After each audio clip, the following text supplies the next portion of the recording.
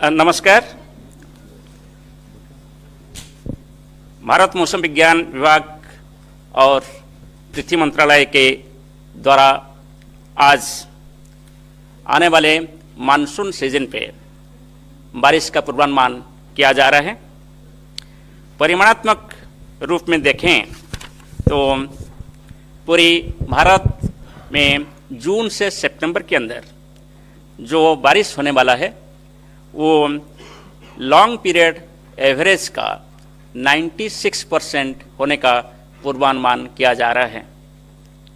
Long period average का मतलब होता है कि 1971 से 2020 के बीच में जो बारिश रिकॉर्ड किया गया, इसको आधार करके एक एवरेज फिगर निकाला गया जो है 87 सेंटीमीटर पर कंट्री एज ए होल।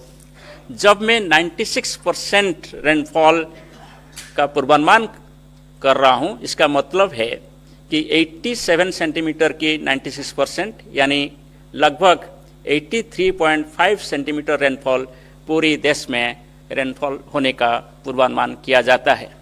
और ये जो मॉडल का पूर्वानुमान है, ये मॉडल का एरर होता है ±5%, यानी 96% पूर्वानुमान के हिसाब से एरर हो सकता है, माने पूर्वानुमान का वेरिएशन हो सकता है 91% से 101%। सबसे बड़ी बात यह है कि जो 96% का पूर्वानुमान किया गया वो पूर्वानुमान नॉर्मल रेनफॉल कैटेगरी का पूर्वानुमान है।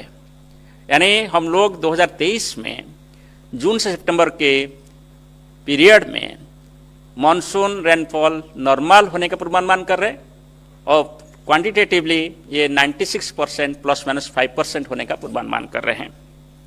जो लार्ज स्केल फीचर्स जिसकी वजह से मानसून सीजन का रेनफॉल इंडिया में प्रभावित होता है, इसमें प्रमुख होता है लानिना और एल नीनो कंडीशंस।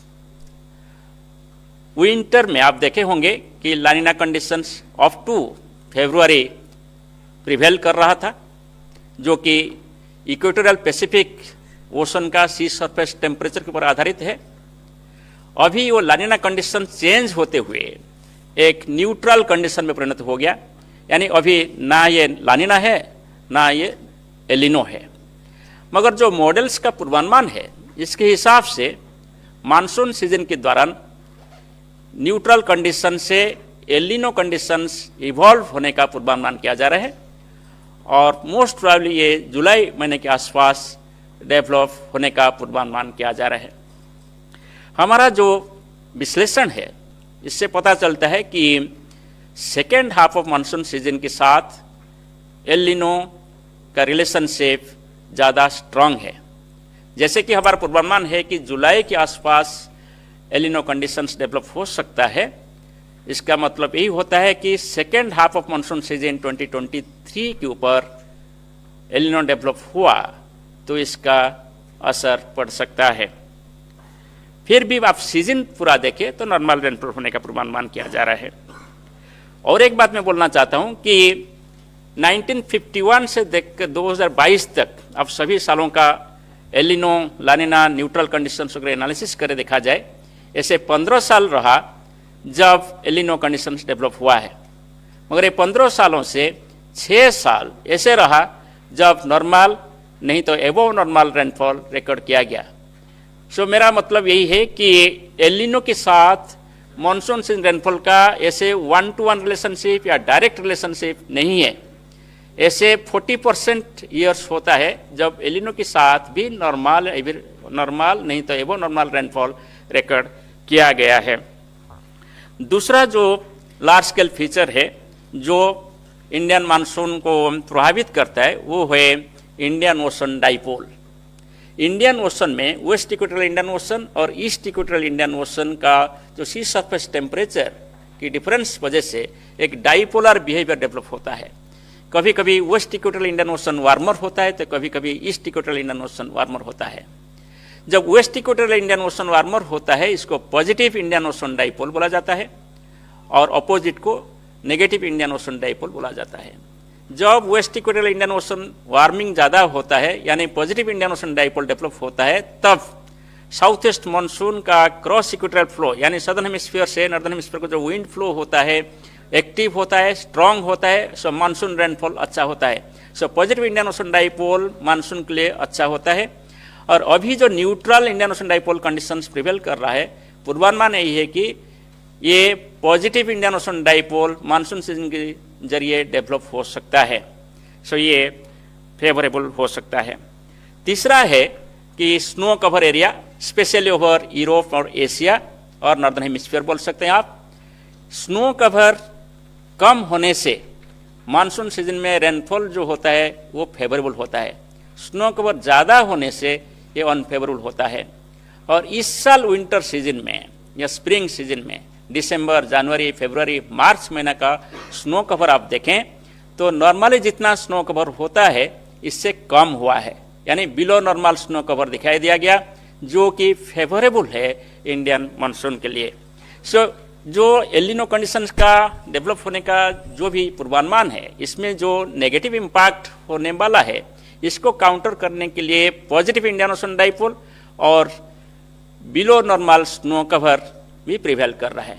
ये सभी को देखते हुए और डायनामिकल मॉडल और स्टैटिस्टिकल मॉडल का कंसेंसस को देखते हुए इंडिया मेट्रोलॉजिकल डिपार्टमेंट और मिनिस्टर ऑफ आर्थ साइंसेस आज ये पूर्वानुमान जारी कर रहे हैं कि भारत में 2023 में जून टू सितंबर में होने वाले बारिश नॉर्मल कैटेगरी में होगा और quantitatively 96% of long period average होने का संभावना है। और ये पूर्वानुमान का फिर अपडेट हम जारी करेंगे मई महीना में लास्ट वीक में, जबकि पूरा इंडिया की रेनफॉल के पूर्वानुमान के साथ साथ रेनफॉल डिस्ट्रीब्यूशन का प्रोबेबिलिटी पूर्वानुमान भी दिया जाएगा और इसके साथ साथ जून महीना में होने वाले बारिश का पूर्वानुमान और डिफरेंट होमोजेनियस रीजन्स में होने वाले बारिश का पूर्वानुमान और जो कोर जोन है मानसून का, जो कि मेनली रेनफेड एरिया होता है सेंट्रल इंडिया, उसका भी स्पेशल पूर्वानुमान जारी किया जाएगा। धन्यवाद। Asim, just hold. We will come. Asim. Sir मुझे लगता है कि ये छठा साल होगा जबकि मानसून सामान्य रहेगा एक ट्रेंड में, अगर हम देखें तो पिछले 6 सालों में। तो आपको लगता है कि ये कुछ क्लाइमेट चेंज हो रहा है या मानसून एक अब आगे सामान्य ही रहेगा? ये वजह क्या है इसके पीछे? देखिए, मानसून एक लार्ज स्केल फेनोमेना होता है, ग्लोबल फेनोमेना होता है और इसका बहुत सारे लार्ज स्केल फीचर्स होता है और रीजनल फीचर होता है। और मैं लार्ज स्केल फीचर्स की बात किया और आप जैसे आपने बताया कि लास्ट कुछ सालों में अच्छा मानसून रहा है।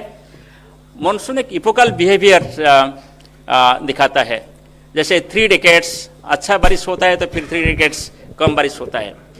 इससे पहले जो अभी डिकेड चल रहा है, इससे पहले जो डिकेड चल रहा था वो नेगेटिव इपोक चल रहा था, यानी हम बहुत सारे डेफिशिएंट रेनफॉल ईयर्स और below normal rainfall years expect कर रहे थे, वो हुआ भी। अभी एक ट्रांजिशन हो रहा है जो बिलो नॉर्मल इपोक से अभी नॉर्मल होते हुए एबो नॉर्मल इपोक की तरफ गति कर रहा है लॉन्ग टर्म पे। 176. So Meghna Mittal from Money Control, you said that in the El Nino conditions might impact the monsoon in the latter half in July. Can we see then lessening of the rainfall in the second half of the monsoon, and is that a worry for the farmers? No, actually, yes, when compared to the normal, it will be less than the normal in August, September, whatever is happening in the normal, from that it will be less. But we have taken into account of total season, it will be normal.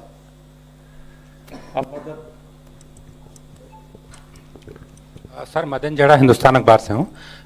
ये जैसे आजकल कुछ सालों से हम regularly देख रहे हैं कि कई एजेंसियां मौसम की फोरकास्टिंग कर रही हैं, इस साल भी हुई है।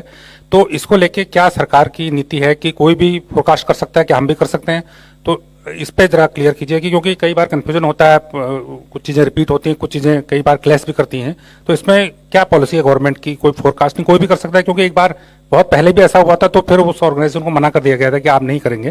तो अभी क्या पॉलिसी है? देखिए, धन्यवाद नवीन जी। कोई भी देश आप दुनिया में देखें तो सभी देश में एक नोडल एजेंसी होता है पूर्वानुमान देने के लिए, और नोडल एजेंसी रिकॉग्नाइज्ड होते हैं इंटरनेशनल लेवल पे, जैसे India Meteorological Department World Meteorological Organization की एक हिस्सा है 193 कंट्रीज का, और ऑफिशियल लेवल पे सभी पब्लिक के लिए हमारा ये रिस्पॉन्सिबिलिटी होता है कि हम फोरकास्ट दें, और वो फोरकास्ट जुडिशियस हो, रीजनेबल हो, टाइमली हो, और इसका अकाउंटेबिलिटी भी हो। सो कोई भी फोरकास्ट दे दे और अकाउंटेबिलिटी नहीं रहे, इसमें लोगों को प्रॉब्लम्स हो सकता है। और इसलिए मैं आपके ज़रिए सभी को ये अनुरोध करूंगा कि आप ऑफिशियल फोरकास्ट जो इंडिया मेट्रोलॉजी डिपार्टमेंट से इशू हो रहा है, इसको आप बिलीव करें, इसको प्रयोग करें। मैं आपको सभी को धन्यवाद देता हूं कि आप लोग बिलीव किए हैं।